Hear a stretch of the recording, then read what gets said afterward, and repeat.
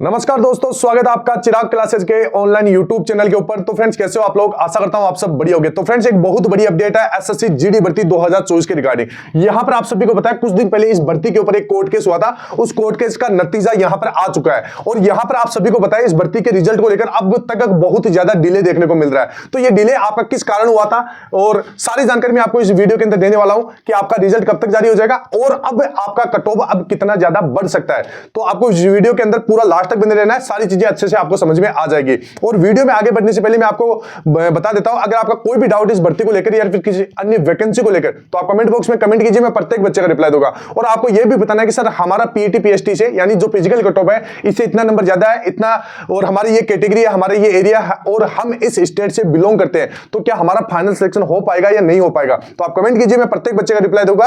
आप मेरे पुरानी वीडियो जाके देख सकते हैं, मैंने प्रत्येक बच्चे का रिप्लाई दिया है। हो सकता है रिप्लाई आने में थोड़ी सी देरी हो जाए, लेकिन प्रत्येक बच्चे को रिप्लाई मिलेगा। तो चलिए फ्रेंड्स, शुरू करते हैं और बात करते हैं एसएससी कांस्टेबल जीडी भर्ती 2024 के कोर्ट केस के मामले के बारे में और अब रिजल्ट कब तक जारी हो जाएगा। ठीक है, तो वीडियो में आगे बढ़ने से पहले मैं आपको बता देता हूं, एसएससी के किसी भी एग्जाम को करेक्ट करने में, जैसे SSC GD, CGL, CPO, MTS, Delhi police constable, उनको करेक्ट करने में सबसे बड़ी प्रॉब्लम होती है मैथ का कमजोर होना और सही स्टडी मटेरियल का नहीं मिल पाना। तो अब आपका ये प्रॉब्लम का सॉल्यूशन आ चुका है। किरण पब्लिकेशन ने अपनी बेस्ट बुक मैथमेटिक्स के लिए यहां पर लॉन्च कर दी गई है। ठीक है, इंग्लिश और हिंदी दोनों लैंग्वेज के अंदर, और ये बुक आपकी चैप्टर वाइज और टाइप वाइज रहेगी। ठीक है, ये बुक आपके टीसीएस पैटर्न के ऊपर रहेगी। इस बुक के अंदर टीसीएस के पीवाईक्यूज आपको देखने को मिल जाएंगे और टोटली ये बुक आपके सोल्ड पेपर्स की बुक रहने वाली है। ये book chapter wise, type wise और एग्जाम वाइज रहने वाली है। ठीक है, दिसंबर 2023 तक अपडेटेड बुक है। 11,950 प्लस ऑब्जेक्टिव टाइप के क्वेश्चन मिल जाएंगे विद सॉल्यूशन के साथ। अब यहां पर किरण पब्लिकेशन ने अपना पूरा शेड्यूल दे रखा है कि आपको किस प्रकार मैथ की तैयारी करना है कि सभी एग्जाम्स के लिए, चाहे वो एसएससी जीडी हो, सीजीएल हो, सीपीओ। ठीक है, अब यहां पर उन्होंने पूरा 75 दिन का आपको टारगेट दे रखा है कि इन 75 दिनों के अंदर अगर आप हमारे बताए अनुसार तैयारी करते हैं तो आपका सिलेक्शन कोई नहीं रोक पाएगा। यहां पर आप देख सकते हैं, यहां पर आपको डेली 90 क्वेश्चन की प्रैक्टिस करनी है और यहां पर इन्होंने टाइम भी बता रखा है कि किस चैप्टर को कितना कितना समय देना है। ठीक है, अब यहां पर आप देखोगे, जैसे आपका पहला चैप्टर है नंबर सिस्टम। अब इस नंबर सिस्टम से क्वेश्चनों का वेटेज भी बताया गया है, इसके बाद में टाइम ड्यूरेशन भी बताया गया कि भाई इतना टाइम, मतलब जैसे 3 दिन के अंदर इस चैप्टर को आपको कवर करना ही है। ठीक है, और यहां पर इन्होंने जैसे टाइप वाइज बता रखा है कि पहले टाइप में आपको कितना समय लगाना है, और यहां पर जैसे पहले टाइप के अंदर एक दिन में आपको 30 मिनट आपको पढ़ना है। ठीक है, और यहां पर पेज नंबर भी आपको बता रखा है दोनों बुक के अंदर, इंग्लिश मीडियम और हिंदी वाली बुक के अंदर, दोनों बुकों के अंदर आपको पेज नंबर भी बता रखा है। तो आपका क्या होगा, तैयारी करने में और भी आपको आसानी हो जाएगी। ठीक है, इसके बाद में जैसे टाइप 2 है, तो टाइप 2 को आपको कितने दिन में कवर करना है, कितना आपको समय इसमें लगाना है, तो यहां पर सारा कुछ आपको दे रखा है। तो इससे क्या होगा, एक आपका शेड्यूल बन जाएगा और आपकी तैयारी और भी ज्यादा बेहतर हो जाएगी। ठीक है, जैसे पूरा नंबर सिस्टम है, इसको आप सभी को बताया, ये बुक टाइप वाइज रहने वाली है। मतलब जैसे इजी क्वेश्चन है, फिर इसके बाद में मॉडरेट है, फिर इसके बाद में हार्ड है, तो सारे क्वेश्चन को, सारे टाइप को यहां पर लिख रखा है और इसका पूरा आपको टाइम भी बता रखा है। तो इस प्रकार टोटल आपके जितने भी चैप्टर है उनको कवर किया गया है। और यहां पर इसके अंदर वही सवाल है, आप सभी को पता है, रिपीटेड सवाल एसएससी के अंदर बहुत सारे सवाल रिपीट होते हैं, तो सारे रिपीटेड सवाल इनके अंदर आपको देखने को मिल जाएंगे। और यहां पर रिवीजन के लिए और यहां पर डाउट सोल्व के लिए आपको अलग से टाइम दिया गया है। ठीक है, तो पूरे जितने भी टॉपिक है आपके मैथ के, उन टॉपिक का आपको समय बताया गया, पेज नंबर बताया गया है और किस प्रकार कैसे कैसे तैयारी करना है वो आपको यहां पर बताया गया। तो ऑल ओवर अगर आप इनके बताए अनुसार तैयारी करते हैं तो आपका सिलेक्शन यहां पर कोई नहीं रोक पाएगा। ये जो सैंपल पीडीएफ है, मैं ये पीडीएफ आपको अपने टेलीग्राम चैनल के ऊपर प्रोवाइड करवा दूंगा, वहां से आप इसको डाउनलोड कीजिए और देखिए कि किस प्रकार तैयारी करना है, और आप एक बार समझ जाइए इस पीडीएफ को और उसके बाद में आप बुक परचेज कर सकते हैं। तो ऑल ओवर बहुत बढ़िया बुक है, इसमें आपको सारा शेड्यूल मटेरियल वगैरह दे रखा है। और यहां पर आप देख सकते हैं, आपको इनका एक स्केच कार्ड भी है जिसके अंदर आपको 6000 प्लस क्वेश्चन प्रैक्टिस करने का भी मौका मिलता है। ठीक है, तो ऑल ओवर बहुत बढ़िया बुक है। डिस्क्रिप्शन बॉक्स में इस बुक का लिंक दिया हुआ है, जाइए परचेज कीजिए और अपनी तैयारी को और भी ज्यादा बेहतर बनाइए। ठीक है, अब आगे बढ़ते हैं।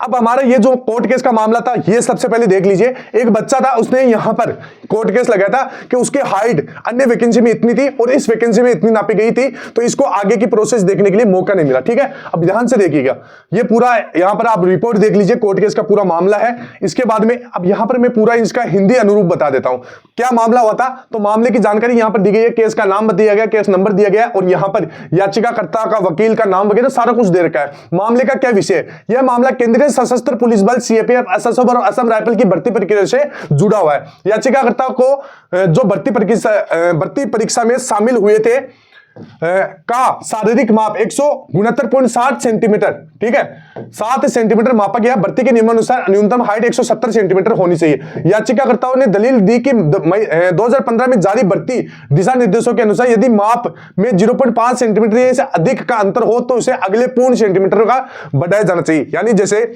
आपकी हाइट है 169.6, 169.7, 169.8, 169.9, तो आपको फेल नहीं किया जाएगा। आपको अगले डिजिट यानी 170 जो आपके हाइट है मिनिमम, इस हाइट में आपको डाल दिया जाएगा, मतलब आपको बाहर नहीं किया जाएगा। यानी ये नियम किस में दिया गया? इनके जो नियम की एक लिस्ट जारी की गई थी 2015 के अनुसार, उसमें ये चीज दे रखी है। तो इस बच्चे ने कोर्ट में केस किया और इसकी सुनवाई आ चुकी है और इस बच्चे ने आगे देखिए क्या क्या मामला होता है, पूरी जानकारी मैं आपको देने वाला हूं। तो यहां पर आप देख सकते हैं अदालत का निर्णय क्या हुआ। अदालत ने याचिकाकर्ताओं के दावे को सही माना है, ठीक है, और आदेश दिया कि उन्हें शारीरिक दक्षता परीक्षा यानी फिजिकल एफिशिएंसी टेस्ट में शामिल होने दिया जाए। ठीक है, बीएसएफ के महानिरीक्षक को इस मामले का रिपोर्ट प्रस्तुत करने का निर्देश दिया गया। मामले की अगली सुनवाई 21 नवंबर 2024 को निर्धारित की गई थी। ठीक है, इसके बाद में यहां पर अन्य चीजें भी है, आप देख सकते हैं। अब यहां पर एक चीज मैं और बता देता हूं, यहां पर इस केस से संबंधित जानकारी में आप ध्यान से देखिएगा। अब देखिए, यह एक अदालत का आदेश प्रतीत होता है, ठीक है, वो तो मैंने आपको बता दिया। अदालत ने पहले के आदेशों का उल्लेख किया जिसमें 29 नवंबर 2024 और 8 नवंबर 2024 के आदेश है, मतलब अलग अलग इसकी सुनवाई हुई थी। ठीक है, इसमें देख सकते हैं 169.5 सेंटीमीटर से अधिक है, इसलिए इसे सीएपीएफ, एसएसएफ और असम राइफल के लिए शारीरिक दक्षता परीक्षण में भाग लेने की अनुमति दी गई है, मतलब कोर्ट ने इसको अनुमति दे दी है। इसके बाद पीटी की अंतिम तिथि 8 नवंबर 2024 थी। ठीक है, इस बच्चे की अंतिम चयन सूची 7 दिसंबर 2024 को प्रकाशित होने की संभावना है। यानी आप सभी को मैंने एक लेटर दिखाया था, उसमें यही बताया था कि 7 दिसंबर को रिजल्ट जारी होगा। यह बात एकदम सही है। ठीक है, इसके बाद में अदालत ने संबंधित पक्षों को निर्देश दिया कि वे उचित कार्यवाही करें ताकि याचिकाकर्ता को उनका अधिकार मिल सके। ठीक है, तो यानी कोर्ट ने इनका सुनवाई कर ली है और इनके जो ये कैंडिडेट है इसके हित में फैसला सुनाया गया कि भाई इसका फिर से फिजिकल करवाया जाए। तो यहां पर आप देख सकते पूरा मामला यही है। अब यहां पर क्या हुआ, यह एक अदालत का आदेश है। ठीक है, पृष्ठभूमि देख सकते हैं, उत्तर दिनाजपुर बीएसएफ मुख्यालय में पीटी का आयोजन 8 नवंबर 2024 को किया गया था, जो अंतिम तिथि थी। मतलब इस बच्चे का जो फिजिकल था वो 8 नवंबर को होना था।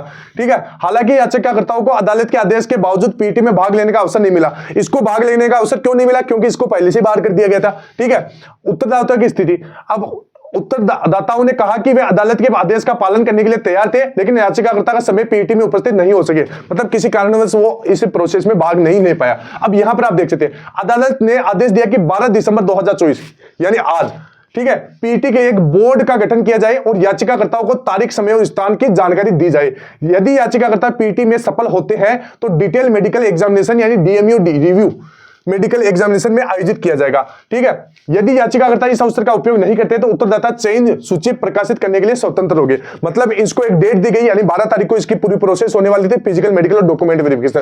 तो इसमें एसएससी ने अदालत ने यह भी निर्देश दिया कि अगर मान लीजिए ये जो कैंडिडेट है अगर इस दिन पेश नहीं होता है तो एसएससी अपना रिजल्ट डिक्लेयर कर सकती है। ठीक है, ये चीज यहां पर है और यहां पर पूरा मामला है। अदालत ने स्पष्ट किया कि यह अंतिम अवसर है, उसके बाद पीटी का कोई अवसर इसको नहीं दिया जाएगा। अदालत ने पीटी आयोजित करने के लिए अंतिम अवसर प्रदान किया और इसे सूचीबद्ध, समयबद्ध तरीके से करने का आदेश दिया। याचिकाकर्ताओं को सूचित किया गया कि यह उनके अंतिम अवसर होगा। अब यहां पर आप देख सकते हैं सबसे बड़ी बात, इस बच्चे ने अपना तीनों प्रोसेस पास कर लिए। ठीक है, इस बच्चे को क्वालिफाई कर दिया गया। यहां पर आप देख सकते हैं हाइट में ये पास है, चेस्ट में ये पास है, रनिंग में ये पास है, मतलब ऑल ओवर ये कैंडिडेट यहां पर फिट माना गया है।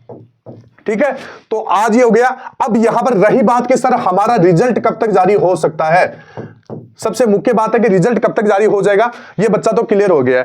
तो यहां पर फ्रेंड्स रिजल्ट है आपका 1 या 2 दिन के अंदर, मतलब आज से 1 या 2 दिन, लगभग आप 15 तारीख तक वेट कर लीजिए। इस तारीख को या इससे पहले पहले आपका रिजल्ट जारी कर दिया जाएगा, ठीक है। तो ये आपके अंतिम तिथि है। अब रही बात रोजगार मेला, तो वो 21 से लेकर 21 या 23 दिसंबर तक यहां पर आपका रोजगार मेला आयोजित करवाया जाएगा। एक चीज मैं आपको बता देता हूं, बहुत सारे कैंडिडेट बोलते हैं कि सर कट ऑफ कितना जाएगा। तो फ्रेंड्स कट ऑफ अब जो फाइनल कट ऑफ है वो इतना ज्यादा नहीं बढ़ने वाला, क्योंकि ऑलरेडी आपका पीटी पीएचडी कट ऑफ बढ़ चुका है, ठीक है।